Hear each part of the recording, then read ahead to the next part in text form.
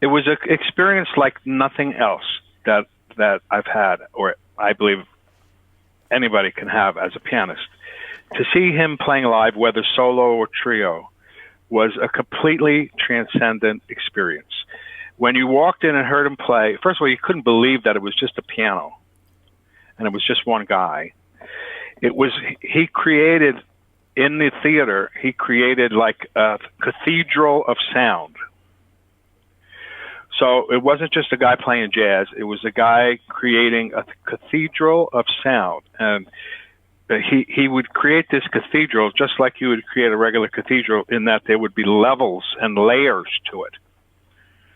So, you know, in a cathedral, you might have the floor might be nice, and maybe the pews, or and then up higher would be the stained glass, and then sometimes a beautiful ceiling like this. But there are layers that catch your attention and that make up the whole thing. When you heard Keith Jarrett play, it was layered sound. And one of the first things I noticed when I actually heard him in person was that he was very conscious and aware of the ring of the notes he was playing.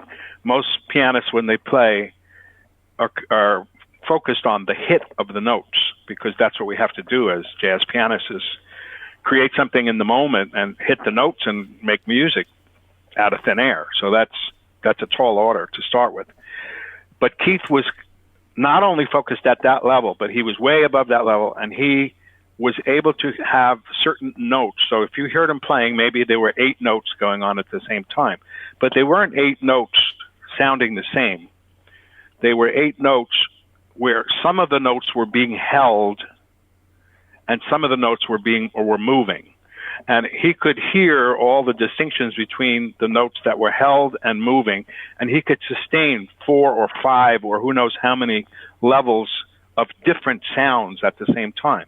And once he created a kind of a layer of sound, let's say it was the melody would just pop out at you like a freight train. It would be just a singing melody, and it would just be with oftentimes one note. I mean, he'd obviously do things with multiple notes, but a lot of times in the melody, he could even do one note, and he would sustain that one note sound and timbre and quality with nuances, and that would be the top layer, like the stained glass part of the cathedral.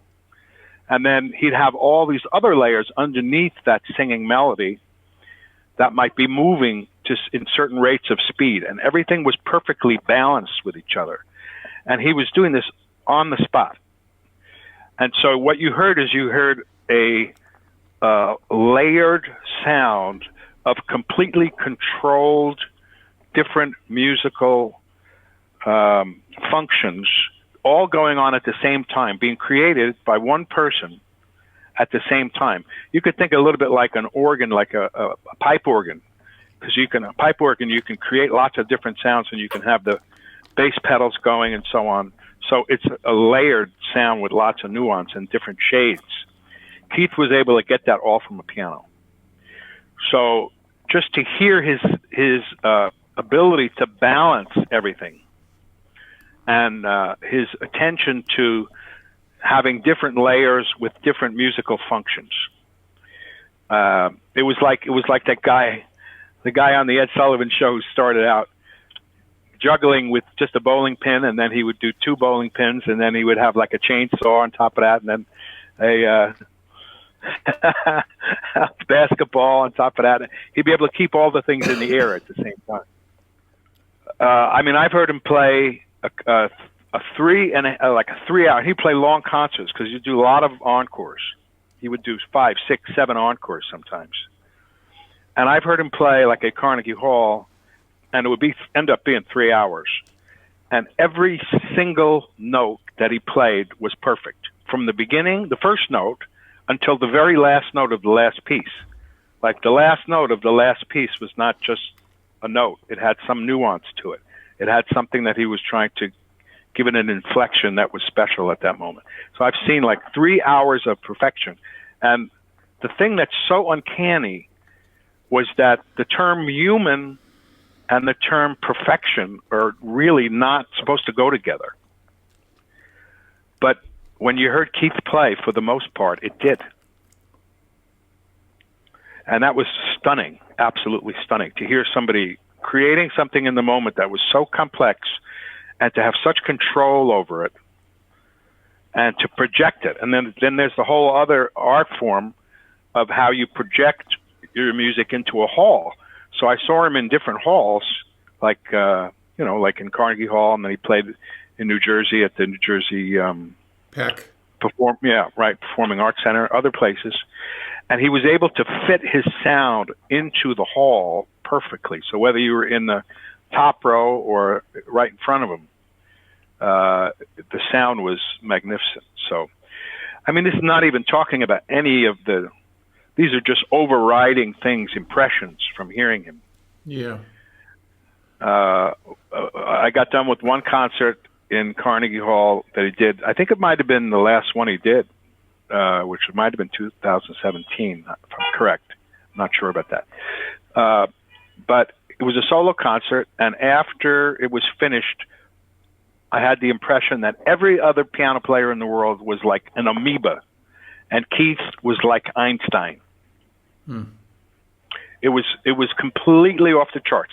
He had things that he would do, kind of his style of playing, but he had less of a style than anyone I ever heard.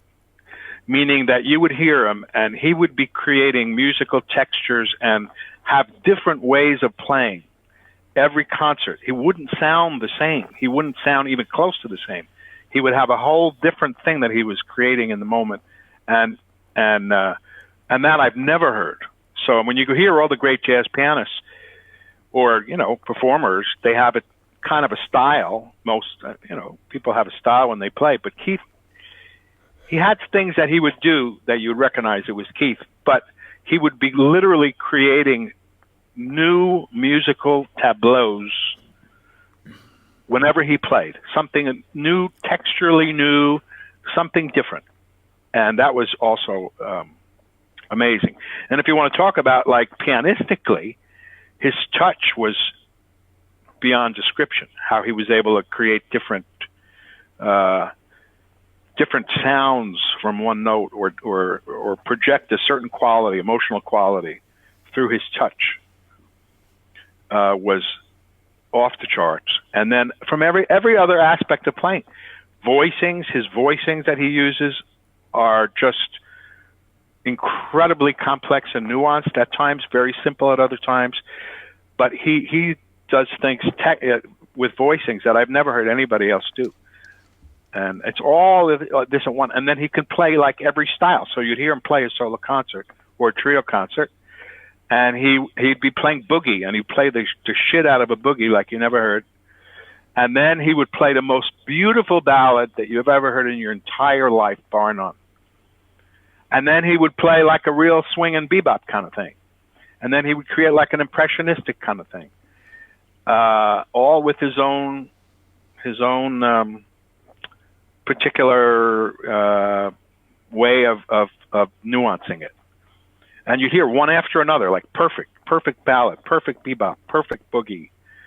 And like the energy was amazing. So, I mean, this was really a phenomenon.